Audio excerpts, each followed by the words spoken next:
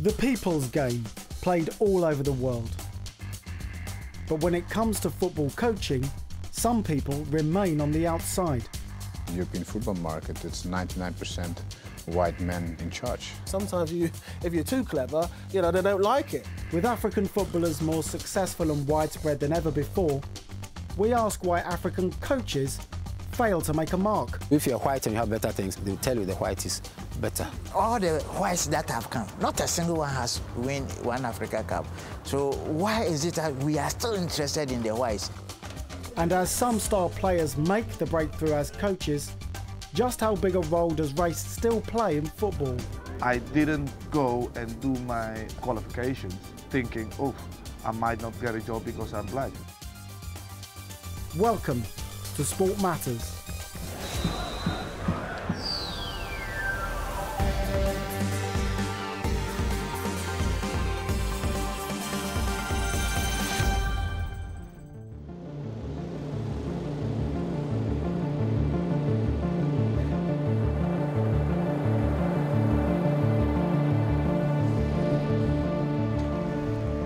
Coming in is always going to be a difficult task. For me now, it's take the club a little bit further and in my style, and that's my challenge. My past is gone, and my football career is gone. I am trying to make a future in a different area of the game now, and that's what I need to concentrate on. I think here in England, the game is changing as well all the time. For me, it's an exciting time to be working in England. In December 2014, Burton Albion appointed former Holland international Jimmy Floyd Hasselbaink as their new manager. At the time, he was one of only 3 black managers in professional English football. At the beginning of the 2014-15 season, there were none. There's a curious position in football that there just don't seem to be the opportunities for managers and coaches worldwide who happen to be black. Do you feel this is strange when you consider, of course, so many players are black or from ethnic minorities?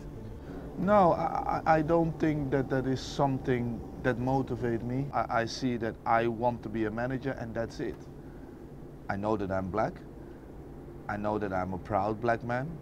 I know my culture and I'm proud of my culture. But I didn't go and do my qualifications thinking, oh, I might not get a job because I'm black. No, not at all. I applied for this job because I knew that I was the right person for this job and to take this club further.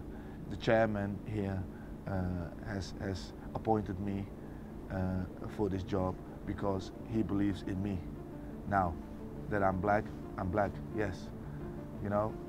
That's how it is, but I have got this job because I'm the right person to take them forward, and that's it. Football players become football coaches, football managers. It's a natural order for career progression. But not all progress at the same rate. Many don't progress at all.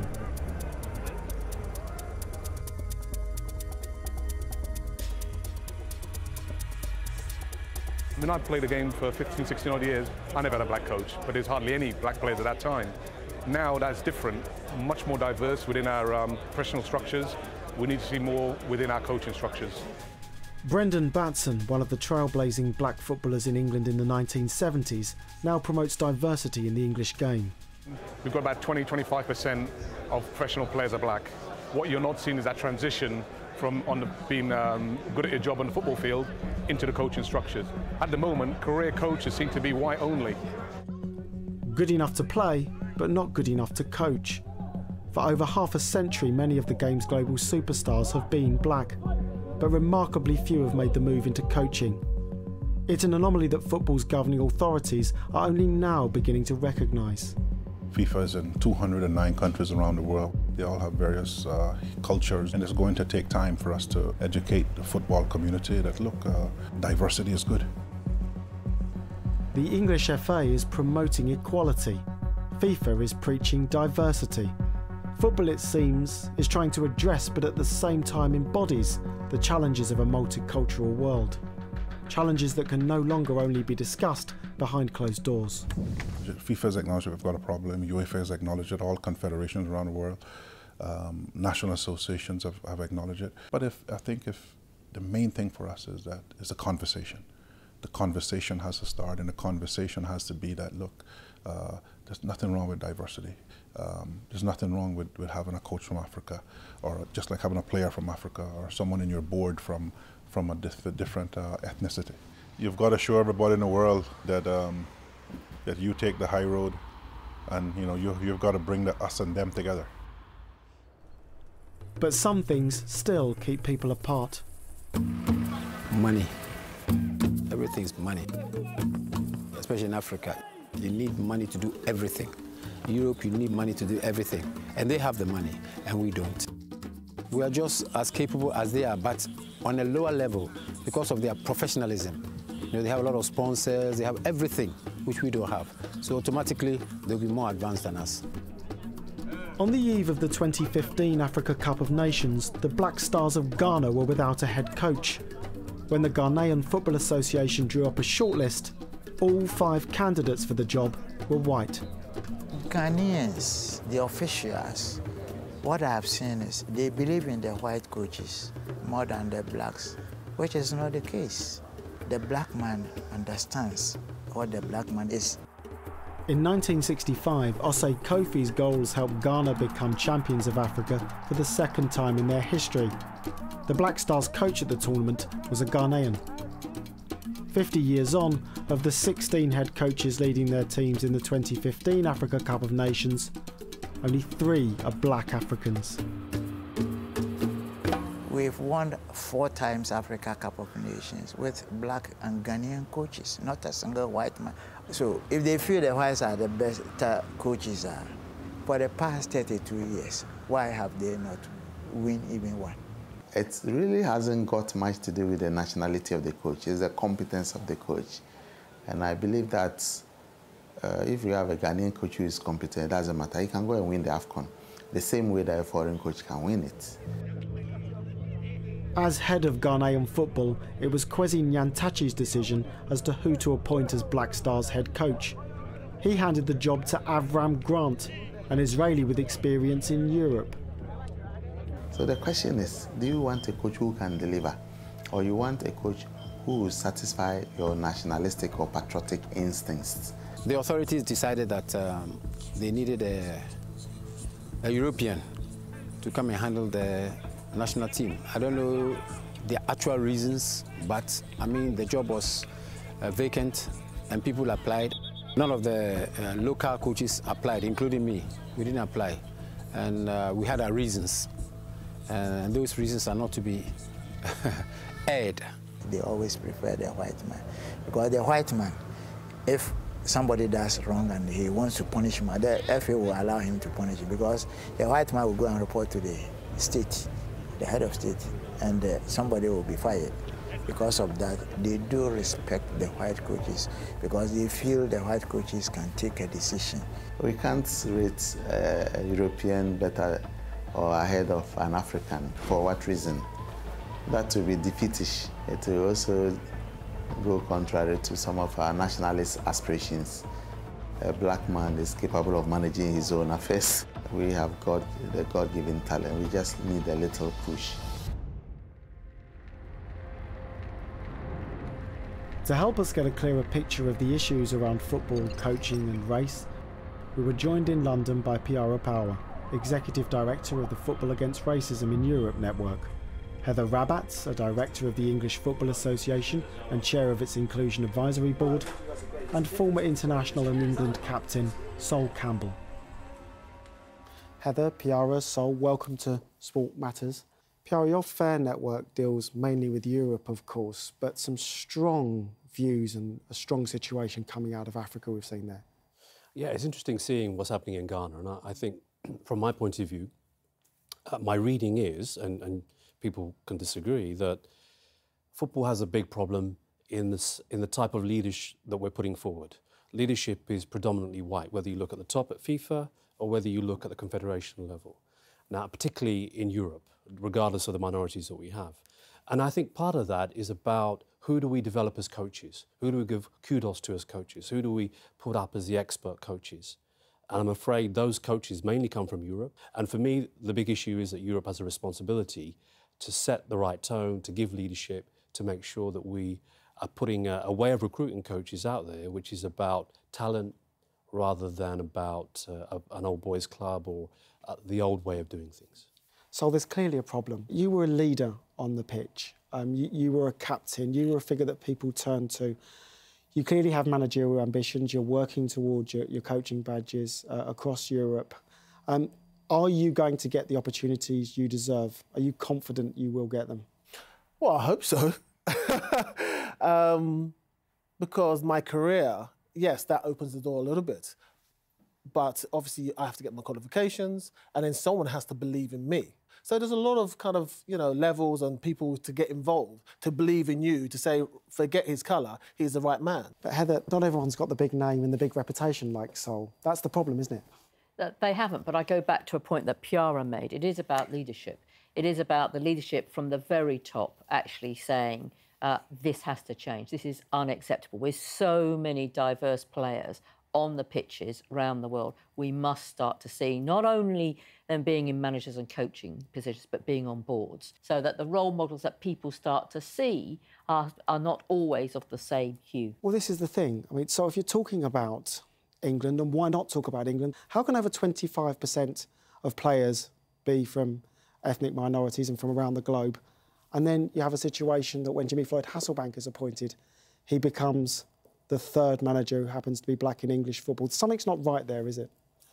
Well, it's not been right for a long time, but, you know, it is changing. But how quick it's changing is another thing, really. You know, there's about 5 players now as managers in the Premier League and the Football League. That's almost 5% out of 92 clubs. It's unacceptable. And the amount of black players who've played in this country, you know, that it's just not acceptable. In other countries, they've not had that kind of community, that mix of players of different countries playing in their own, say, Italy, Spain and France, all these kind of countries. They've not had as much as us. But there's a lot of things got to change. Social got to change. How people perceive black players becoming, you know, taking them serious, intelligent, you know, strategizing and things like that. So that has to change as well. People who are appointing these guys, managers, to start changing their mindset that, oh, this guy can work out how this season's going to go, how to beat other teams going forward. That has to change as well. Are you happy with how you're perceived?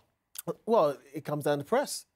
It comes down to press. You know, sometimes if you're too clever, you know, they don't like it. You know, I think people they might say you got a chip on the shoulder, but say a white player, oh, he's got passion. So all those kind of concepts, you know, there has to be dispelled and moved away, and just look at the player for who he is and what he can do going forward for your club. When it comes to coaches and managers, I mean, do you feel that something like we've seen in the NFL that's worked, the Rooney rule, of course, that they've brought in there, where there has to be someone from an ethnic minority at least considered or interviewed for a coaching role, do you think that can work in any way in football, Sol? I think with the American football structure, it's different to the football structure here, or American football to football here. I think the process of choosing managers, that has to be scrutinised and very transparent and open up. And just allow someone to have a chance to put, because sometimes the hierarchy may not come across black players. They come across black players from a distance, you know, as an employee, but never up close and actually looking at him as a business kind of situation. So that has to change. He might not give him the job that particular time, but you plant a little seed in his mind, saying, oh, that was actually a great pitch. That surprised me. Maybe not this time, but maybe next time. The Rooney rule is all about getting a chance. Of course, of course. And when you're the only one, everybody focuses on your race. And we need to get to a point where it just becomes part of the rhythm of life. And certainly I feel within football clubs and within the world of football, we not only need to see black managers and coaches, we need to see black chief executives, we need to see executive leadership drawn from across black and other ethnic minorities, so that the game that we all love when we watch that fantastic diversity from around the world, when you start to interview the rest of the structures, you will see those diverse voices. The interesting thing is, if you go to a place like the Netherlands, if you go to France, they often have many more black coaches than we will have, partly because they value talent, seemingly more than we do. And I think we should also have that uncomfortable discussion about stereotypes, because we're all stereotyped. You know, who does what? What sort of people do what? The black guy is the athlete, the Jewish guy is the guy with the money, and the Asian guy is probably counting the money for him. You know, these are very crude stereotypes, but it's also the way that some people see the world.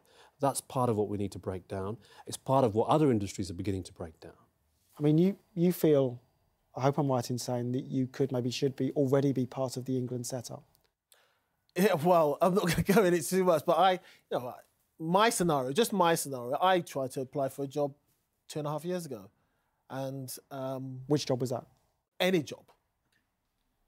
Yeah, I had a few conversations and then it went all quiet. But my problem is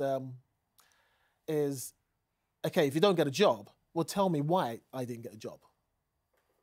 That conversation hasn't happened. Why do you think you haven't been given the opportunities? I don't know. PIARA, it's not just Seoul who's in this position. Big superstar players, captains of their country at times who happen to be black. I mean, you look around and you wonder why big figures are not in jobs. One of the things, though, that we are finding, I don't know whether Seoul finds this talking to people as well, is that this new generation of players are saying, I don't want that. Yeah. If I don't want to put myself in a position where people are turning me down for a job. I'm comfortable. I'll go and find something else to do. Why do I want to struggle for a job that in the end I'm going to get sacked from anyway? But why am I going to struggle to even get the opportunity when I have such a history, knowledge, and understanding of this game? So football has problems. Are you confident things are going to change? I hope I'm not here in 5 years' time, you know, talking about this. Yeah. I really hope so. Sol Campbell, thank you very much. Heather RABBATTS, PIARA POWAR, thank you so much for joining us on Sport Matters. Football reflects the diversity of globalised society, cultures and people increasingly brought together. Few footballers have embodied this globalism more than Dutchman Clarence Seedorf. The only man to have won the Champions League with 3 different clubs, Seedorf has embraced the shifts both within and outside of football in Holland, Spain, Italy and Brazil. After a brief spell as coach of Milan, Seedorf is now the global ambassador for diversity and change for European football's governing body UEFA. A problem that strikes me about the area of managers and diversity in management in football globally is you're dealing with a situation where it's not necessarily overt racism. It's not something that's necessarily tangible. Is it something you feel should be more on the agenda when it comes to something like a task force meeting in FIFA about racism in football? Absolutely, but even more. In Europe, in all the federations, in all, let's say, the football market, the European football market, it's 99% white men in charge, and that's the stat. Why is it happening? Well, the why, I think the why question is, of course, something everybody wants to know. You know, discrimination, prejudice, fear, thinking about the stereotypes that, you know, that is very much in society, because people need to remember that football is just part of society. It's not society itself, and even if we as a football market could have great influence on how people behave in society, still it is a problem that is much broader. Again, it's not a thing of black coaches. It's really, that's why we talk about, you know, that it's a diversity issue. I mean, you're doing something about racism in football with UEFA. Yeah, I'm very proud about that acknowledgement, and it's important to start looking at things without having a colored glass on, and just, it will help once we get a more transparent football environment, and I think also that's part of the changes that we want to see, to get more transparency in what's happening in football, how things are happening, because without, the people have given us what we have. The people have made football what it is today, and I think we owe them more transparency and a more inclusive environment and more positive role models. That's what I would like to work for, and I'm sure many others that I know want to go in that direction. Because what I'm driving at is that you are working with UEFA, but you're not defined by UEFA or by Europe. You're clearly a man of the world, and that people need to start thinking in those terms, do they not? Mm-hmm.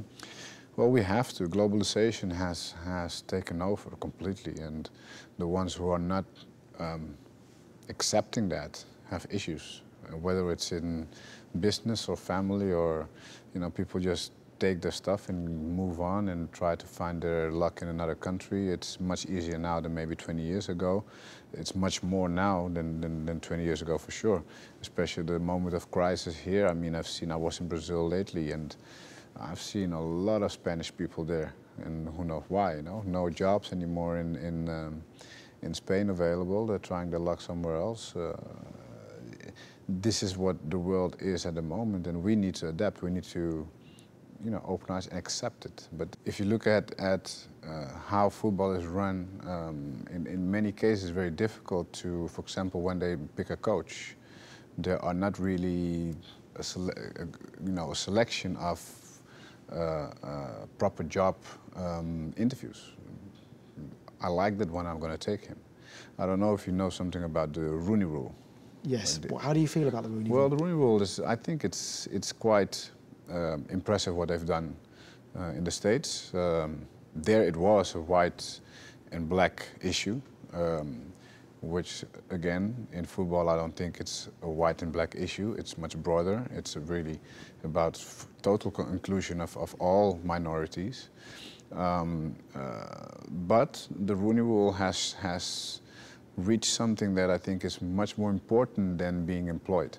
The fact that they had the obligation to interview at least one black coach or manager has changed the perception of black people from the whites.